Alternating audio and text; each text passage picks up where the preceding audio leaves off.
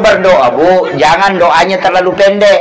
Kalau berdoa minta, ya Allah berikan keberkahan anak-anak dan keturunanku. Jangan termentok pada anak-anakku. Nabi itu kalau berdoa minta ke bawah.